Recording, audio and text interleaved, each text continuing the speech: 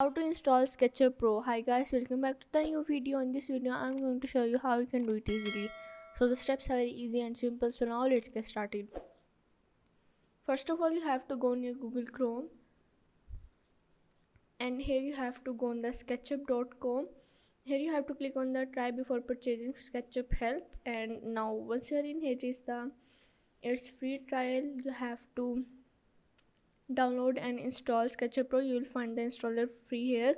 You have to click on the here that is highlighted with the blue mark, and once you click on the here, you are in the sign in page.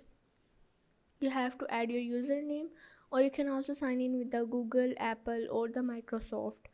You have to simply add it. After adding this, you have to click on the next,